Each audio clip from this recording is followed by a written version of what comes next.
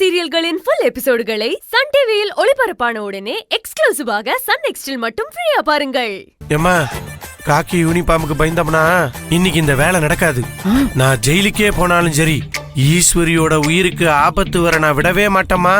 ஏமா நீ சொல்ற மாதிரி ஈஸ்வரி யூனிஃபார்மை மாத்திக்கிட்டு வரட்டும். நீ அதுக்காக இன்னைக்கு அவளை சும்மா விட்டுறாதம்மா.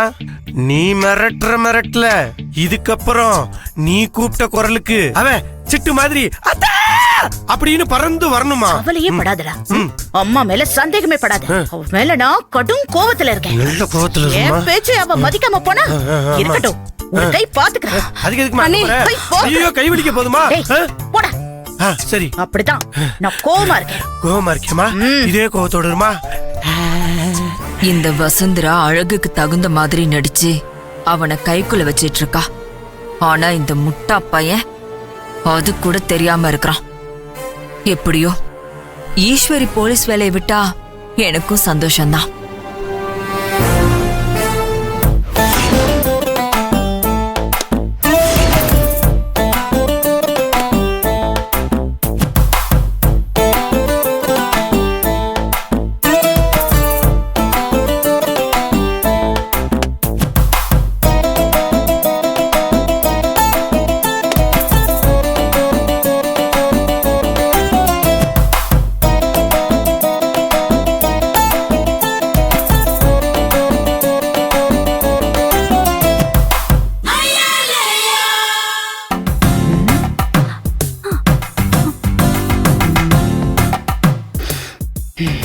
அம்மா ஈசு வந்துட்டாமா. ஈஸ்வரி, காலையில நீ டியூட்டிக்கு போகும்போதே என்ன வந்து பாக்க சொல்லி அழகு கிட்ட சொன்னனே, அவன் வந்து சொன்னானா இல்லையா? ஆமா சொன்னாரு. ஆனா அப்பவே கேட்ட கேள்விக்கு ஆமா இல்லன்னு மட்டும் பதில் சொல்லு. தேவையில்லாத விளக்கம் வேணாம். சரிங்க. அம்மா கிட்ட ஈஸ்வரி நல்லா திட்டு வாங்கட்டும். வாங்கடி, அப்பதான் இவளை நம்ம வழிக்கு திருப்ப முடியும். இப்ப பதில் சொல்லு. ஏண்டி, நான் கூப்பிட்டு அனுப்பியிருக்கேன்னு அழகு வந்து சொன்னதுக்கு அப்புறமும் கூட நீ பாட்டுக்கு ஜிங்கு ஜிங்குன்னு டியூட்டி கிளம்பி போனா என்ன அர்த்தம்? என் வார்த்தைக்கு மதிப்பே இல்லையா? என்ன நீ மதிக்கவே மாட்டியா? அப்படியா? போலீஸ் வேலைக்கு போன உடனே திமிர் அப்படியே உடம்புல ஊறி போச்சுல. யாரையும் மதிக்காம அப்படியே போயிட்டே இருப்பல. தப்புதான்.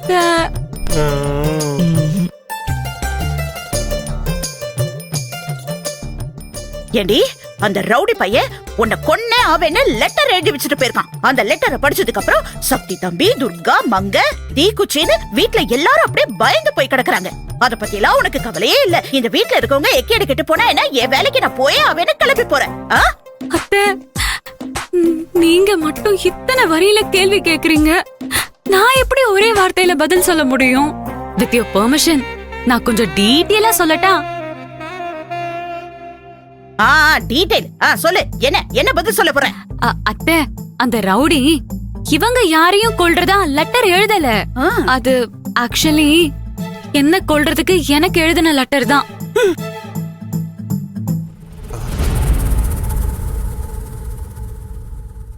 அப்பா, நம்ம தப்பிச்சிட்டோம்.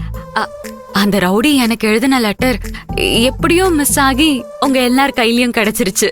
அதை எடுத்து எல்லாரும் படிச்சு பயந்துகிட்டு அவங்கள கொல்ல போறதா நினைச்சு பயந்துட்டு இருக்காங்க. அதுக்கு நான் என்ன பண்ண முடியும்? நீங்களே சொல்லுங்க. கரெக்ட். நீ என்ன பண்ண முடியும்? டே அழகு, என்னடா புது கதையா இருக்கு? அந்த ரவுடி பைய அவளுக்கு எழுதின லெட்டராமே, அப்புறம் எப்படிரா? அம்மா, ஈசு சொல்றதெல்லாம் நீ கண்மூடித்தனமா நம்பிராதமா. அந்த லெட்டரை படிக்கும்போது இதை படிக்கும் நீயும் கொல்லப்படுவாய் அப்படின்னு எழுதி இருந்துச்சு.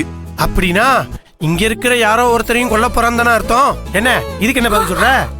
வர வர பாஸ் ரொம்ப அறிவா கேள்வி கேக்குறாரு. ஐபிஎஸோட புருஷனும் சும்மாவா? அதெல்லாம் சரிடா. அவன் கொல்ல போறேன்னு மிரட்டி இருக்கிறது இவளதானே, இவங்கள இல்லையே. நீ சொன்ன அர்த்தத்துல வரலையே. சரிம்மா, அந்த லெட்டரு ஈசுக்காக எழுதுனதாவே இருக்கட்டும். எப்படி பார்த்தாலும் அந்த லெட்டர்ல என்ன எழுதிருக்கு? ஈஸ்வரிய கொல்லுவேன்னு எழுதிருக்கான்ல. அப்படின்னா அது உண்மைதானே? ஓ ஆமால, உண்மை. அதனாலதாம்மா நான் ஈசு கிட்ட சொல்றேன். ஈசு, நான் சொல்றத கேளு. நீ வேலைக்கெல்லாம் போக வேணாம் ஈசு. அது உன் உயிருக்கு தான் ஆபத்து. அத்தை, இன்னும் 6 நாள் தானே. அதுக்கப்புறம் நான் வேலைய விட்டுற போறேன். ஆனா அதுக்குள்ள எதுக்கு என்ன தொந்தரவு பண்ணிட்டு இருக்கீங்க? நீங்க நினைக்கிற மாதிரி இப்பெல்லாம் என்னால வேலையை விட முடியாது. ஏய், என்ன பெரிய வேலை? தொந்தரவு பண்ற அது இதுன்னு இருடா, நான் பேசிக்கிறேன். இங்க பாரு, நீ முதல்ல இந்த வீட்டுக்கு மருமக, அதுக்கப்புறம் தான் IPS ஆபீசர். அதெல்லாம் புரிஞ்சுதா? உனக்கு தினம் ஏதாவது ஆயிடுமோன்னு என் பையன் அப்படியே பயந்து போய் கலங்கி நிக்கிறான். அது உனக்கு தெரியலையா? ஆமா ஆமா, சரியா சொன்னமா நீ. அதான் நான் 6 நாள் கழிச்சு வேலையை விடுறேன்னு சொல்லி எப்ப பார்த்தாலும் 6 நாள் 100 நாள்ட்டு 6 நாள் மட்டும் வேலை செஞ்சு என்னத்தை கிழிச்சிட்டு போற? நீ ஒண்ணு பண்ணு, உனக்கு ஏத்த மாதிரியே சொல்றேன். 6 நாளைக்கு ஏதாவது காரணம் சொல்லி அப்படியே லீவ் போட்டு அப்படியே வேலை முடிச்சு போயிடும். என்னடா நான் சொல்றது சரிதானே? ஐயோ என் தெய்வமே, உனக்கு கோயில் கட்டி கும்பிடு தெய்வமே. 6 நாள் லீவ் போட்டு அவ பாட்டுக்கு வேலையை விட்டுட்டு வந்துட்டோம். ஆமா, கரெக்டான விஷயம் தான். இல்ல, இந்த 6 நாளும் எந்த காரணத்தை சொல்லியும் லீவ் போடவே முடியாது. என்ன மன்னிச்சிருங்க. 6 நாளைக்கு அப்புறம் நீங்க சொன்ன மாதிரி நான் இந்த வேலையை விட்டுடுறேன். என்ன நீ? நான் கூப்பிட்டு இங்க பஞ்சாயத்து வச்சிட்டு இருக்கேன். என் வார்த்தைக்கு ஒரு மதிப்பு இல்லாம நீ பாட்டுக்கு அப்படியே திமிரா போயிட்டே இருக்க. அத்தை, இதுல திமிரெல்லாம் ஒண்ணும் இல்ல அத்தை. உங்க கேள்விக்கு நான் பதில் சொல்லிட்டு தான் போறேன். ஏய், பதில் சொல்லிட்டு போறியா? உன்ன அண்ணி, ஐயோ,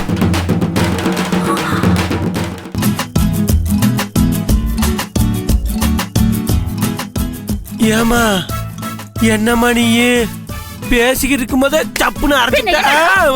மாமியார்னா ஒருத்தி சின்ன பிள்ளைக்கு எடுத்து சொல்ற மாதிரி கொஞ்சம் கொஞ்சமா பொறுமையா சொல்லிட்டே இருக்க. இவ பாட்டுக்கு நின்னு பதில் கொடுத்துட்டே இருக்கா. என்ன நினைச்சிட்டு இருக்கா மனசுல? அதான் ஒரு போடு போட்டேன், இப்ப வலிக்குதுல்ல.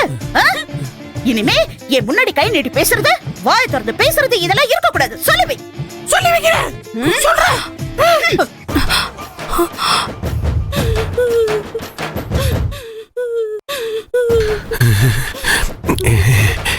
ஈசு, நான் சொல்றத கொஞ்சம் இனிமே என்கிட்ட பேசாதீங்க.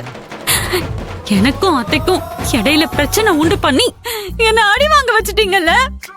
இனி அத்தையே என் மேல உள்ள கோவத்தை மறந்துட்டு என்கிட்ட பேசுற வரைக்கும் நீங்களும் பேசாதீங்க. புரிஞ்சுதா? வா அபிமா.